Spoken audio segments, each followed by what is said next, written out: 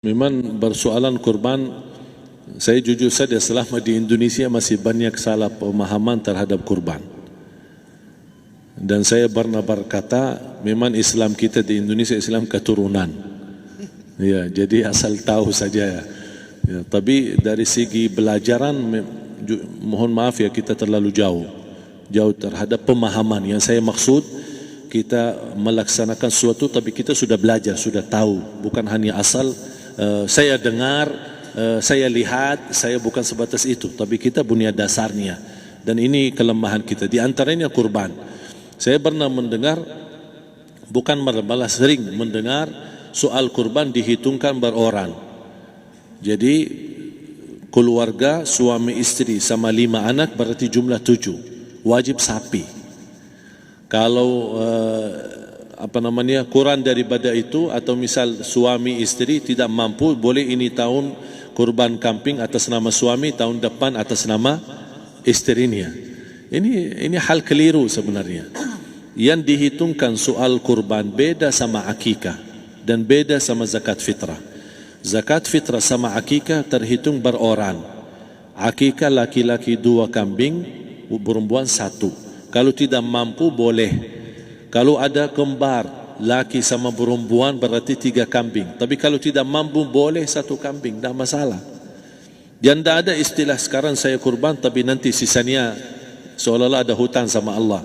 Sesuai kemampuan kita. Di antaranya kurban. Kurban hitungannya berkeluarga, bukan beroran. Buktinya Rasulullah SAW dan juga cerita Nabi Ibrahim. Ketika Nabi Ibrahim mau sembelih Nabi Ismail, Allah turunkan apa? Mengganti sembelihan Nabi Ismail dengan ekor kambing dari surga. Berapa ekor kambing? 1. Padahal Nabi Ibrahim punya istri 2 dan anak. Ada istri Siti Hajar dan Sarah. Kemudian anaknya Ismail dan Ishak. Berarti semuanya berapa? 5. Kenapa Allah tidak turunkan 5 ekor kambing? Karena hitungannya memang 1 keluarga. Yang kedua, Rasul sendiri sembelih 2 kambing. Pertama, Bismillah atas nama Muhammad dan keluarga Nabi Muhammad. Padahal kita tahu keluarga Nabi Muhammad SAW termasuk keluarga besar. 11 istri, belum lagi anaknya, laki-laki sama perempuan. Ada yang hidup maupun sudah mati. Sudah termasuk semua. Yang hidup maupun mati. Yang kedua, Rasul sembelihan yang kedua atas namaku dan umatku. Umatnya berapa miliar? Cuma 1 ekor kambing. Kenapa Rasulullah SAW berkurban atas nama dirinya dan umatnya?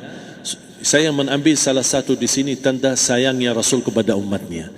Jadi saya selalu berkata, orang miskin yang tidak mampu berkurban seharusnya bangga di hari kurban, karena Rasul sudah kurbankan duluan atas nama dia. Jadi terima kasih ya Rasulullah, ingatkan kita. Yang kita tidak mampu, Rasul sudah. Bahkan kalau Rasul sudah kurban atas nama umatnya yang tidak mampu, berarti sudah terkabul. Kita aja belum tahu kabul atau tidak kalau kita berkurban. Tapi kalau Rasul sudah terjamin makbul. Oleh sebab itu, hitungan kurban itu adalah 1 keluarga. Misal, bapa punya istri, punya anak. Itu kalau mampu sapi silahkan. Mampu 1000 sapi silahkan. Kalau soal kemampuan tidak ada masalah. Tapi kalau soal kewajiban, tidak ada wajib lebih daripada 1 ekor kambing. 1 ekor kambing. Misal, kalau bapa punya istri 4. Misal. Cuman ini misal. Ya. Istrinya 4. Setiap istri anaknya 10. Berarti jumlah berapa? Anak 40, istri 4, berarti 44, sama bapa 45. Wajib 1 ekor kambing saja, cukup untuk semua ini.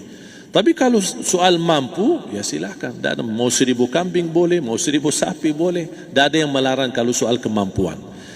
Dan kalau kita mau sembelih, Bismillah atas namaku dan keluarga. Tidak perlu bawa data-data nama keluarga. Jadi disebutkan tukang sembelihnya ada capek menunggu sambil sebutkan nama-nama. Tidak perlu. Udah Bismillah atas namaku dan keluarga. Termasuk kata atas namaku dan keluarga, termasuk orang tua yang sudah meninggal. Termasuk orang tua yang sudah, karena kita adalah hasil daripada orang tua. Itu sudah termasuk, tidak perlu kita sebutkan. Ada sebagian ulama membolehkan kalau kita mampu mau khusus kambing atas nama orang tua, tidak masalah kalau kita mampu. Tapi kalau kita tidak mampu, itu sudah termasuk orang tua kita bersama keluarga besar kita. Ini salah satu kenikmatan, dan ini termasuk juga sedekah yang berguna bagi orang yang sudah meninggal di keluarga kita. Wallahu ta'ala alam. Dan juga masalah panitia, bisa kita mewakili. Kalau kita tidak mengerti sembelihannya dan tidak mengerti cara bagiannya. Tapi ada satu sunnah yang termasuk kehilangan sunnah ini, adalah banyak yang tidak mau makan dari hasil kurban. Padahal itu sunnah Rasul. Dari akikah boleh makan, dari kurban pun boleh makan. Bahkan sunnah SAW dibagi 3. Sepertiga pertama dihadiahkan. Maksudnya kata dihadiahkan kepada orang kaya. Misal tetangga saya tapi orang kaya, dia bukan miskin, tapi boleh saling hadiah. Karena inti daripada hadiah silaturrahim. Ada keluarga kita termasuk mampu, tapi saya kasih, ini alhamdulillah saya sembelih sapi. Barangkali dia tidak mampu, cuma sembelih kambing. Udah, kita dapat daging kambing, dia dapat daging sapi. Tapi dengan niat hadiah, bukan sedekah. Karena dia bukan orang miskin yang menerima sedekah. Yang sepertiga yang kedua adalah sedekah. Sedekah itu termasuk orang miskin. Yang ketiga, kita makan sendiri. Bahkan Rasulullah SAW selepas Idul Adha, beda sama Idul Fitri. Sebelum Idul Fitri dia makan kurma, meyakinkan batalan puasa.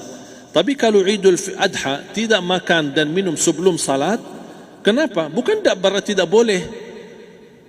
Tapi Rasulullah SAW ingin pertama pembukaannya, buka sarapannya atau makan di pagi harinya selepas Idul Adha adalah dari hasil sembelihan kambing itu atau dari kurban.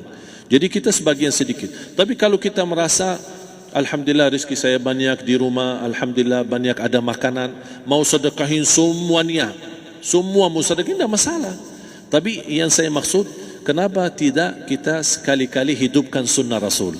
Jadi sebagian, walaupun ada sebagian sedikit lah, buat istilahnya sama sedikit porsi nasi atau apa, karena kita berhak sebagai kita kurbankan lillahi ta'ala, kita berhak menikmati kurban ini yang lillahi ta'ala supaya kita mendapatkan keberkahannya, bukan hanya orang lain.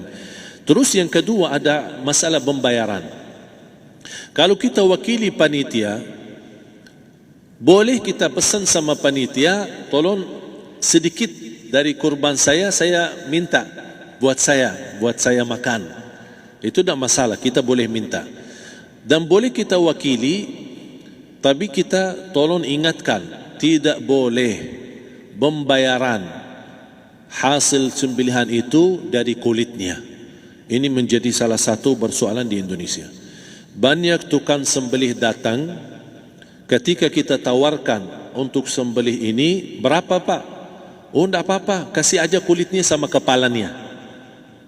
Jangan Anda setuju, jangan Anda terima. Oh maaf, saya tidak bisa.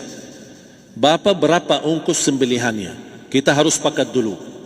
Tidak, saya ikhlas, tidak apa-apa, seikhlasnya. Tapi yang penting kepalanya sama kulitnya. Itu aja yang saya minta, yang lain tidak apa-apa. Tidak boleh. Tidak boleh. Kenapa? Karena ini kurban. Kata kurban berarti lillahi ta'ala, bukan untuk jual beli. Kalau kita sudah bayar dari bagian kurban, berarti bukan lillahi ta'ala. Harus kita jaga amalan itu. Tapi bagaimana cara jalan keluarnya? Kita harus sepakat, ijab kabul. Sepakat dulu, Pak, saya udah begini, saya kasih untuk sembelihan 50.000. Bapak setuju? Ya udah setuju. Selesai kan? Sudah sembelih, sudah potong, sudah semua.